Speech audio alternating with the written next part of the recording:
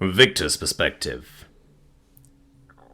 I am sitting in the private capsule we're riding back in, my belly full of pancakes, my arm around my wife, and very satisfied from a fun honeymoon and a wonderful start to married life. I do slightly wish it could have lasted just a bit longer, but I also understand that the ship can't just wait for us forever. Just going by my own internal clock, I guess us to be getting near Toon's mum's place, a feeling confirmed by the craft starting to shed altitude. A thought occurs to me. "Hey babe, you ain't turned your signal back on yet, have you?" I asked Toon. A very slight frown passes across her face as she answers, "I haven't. Have you?" "Nope. We should probably do that now we're re-entering society and all," I say, pulling out my holo and quipping, "Let's just hope we ain't got a million missed messages about some emergency that happened immediately after we left." My thumb presses the button that turns the thing in my hand back into a communication device for the first time in 2 weeks. Surprise, followed by alarm, hits me as I watch the message and missed call notification counters immediately skyrocket to numbers far higher than I would have expected from a normal 2-week span, let alone 2 weeks where everyone close to me knew I'd be out of communication, and everyone else would have learned that from the auto-response I had set up. What the hell's going on? I glance over at Toon and see walls of Norse text flying by on her screen, at a speed that would keep me from reading it even if it was in English.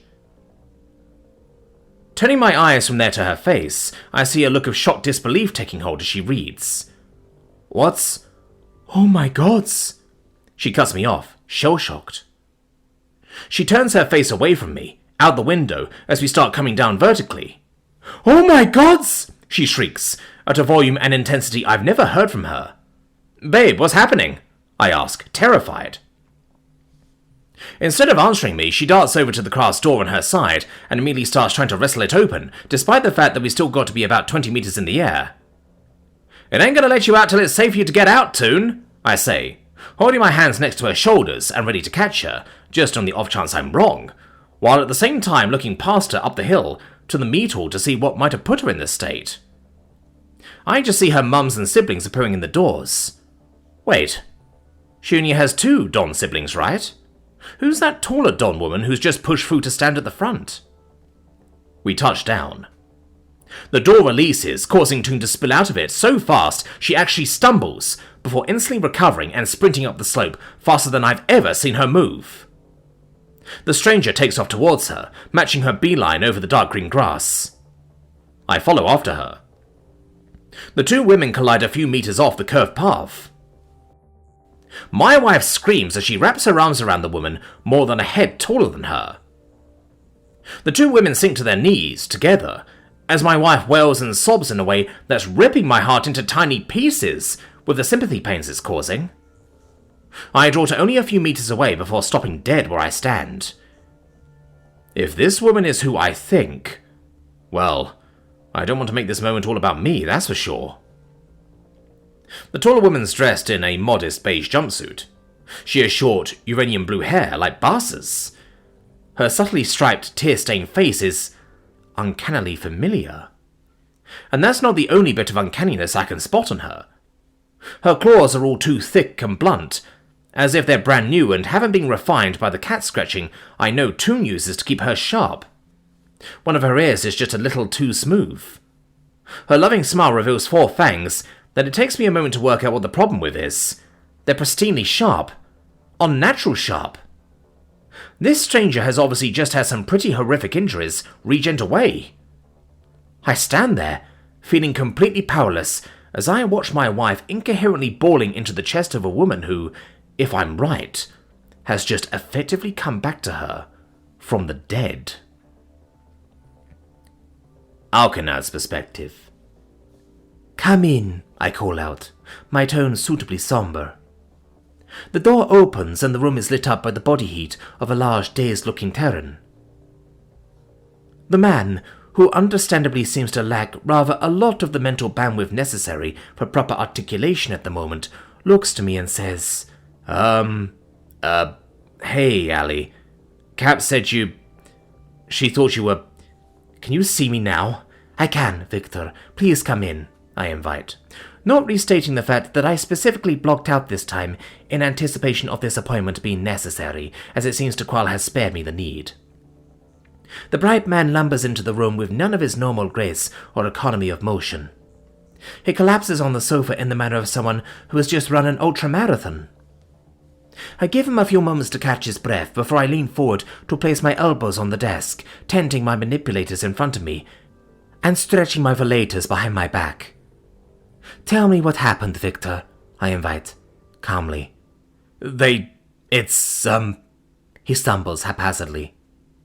I don't push him to calm down, simply allowing him the time and space necessary to produce the words. Eventually he manages, "Toon's mum. Her birth mum. She's back. She's not dead. Apparently been a slave on her homeworld for the last 2 decades. Oh, and her homeworld is apparently also Bastion, and she was a slave of Cyrus himself." Getting more frantic as he speaks. I nod and calmly observe, "There's quite a ton of bricks you've been hit with, Victor." Still visibly stressed, the man scans about himself, as if looking for something that needs to be fought, as he continues. "There's motions going through every planetary council in the UTC to authorize military expedition to Don Ul right now. Emiko's already floated a new contract the Bright Plume's way for the diplomatic side of things, and Kat's been waiting for me to get back so I can sign off and put in the vote to the crew. I let my client talk, as he rapid-fires his every thought on the situation he was just enlightened to. I do my best to take in every detail of his phrasing, aided in this endeavor by already being up to speed myself. I don't interrupt. I don't tell him to calm down. I don't tell him to stop and take deep breaths, but I do watch him as his breathing and heart rate increase, and he fills the air with the smell of apocrine sweat. I let his panic response crest and break while modeling calm regulation. At the point he has run out of breath, I leave a moment of silence. Finally, I speak.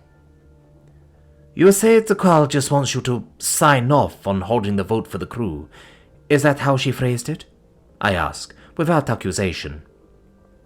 I'm reasonably sure that is not what she said, but calling his attention to the discrepancy seems to be the best foothold for now. No, it ain't. She wanted me to risk assess the mission. If I think it ain't going to be safe, I've got the option to veto it. If I give the all clear, we'll hold a vote.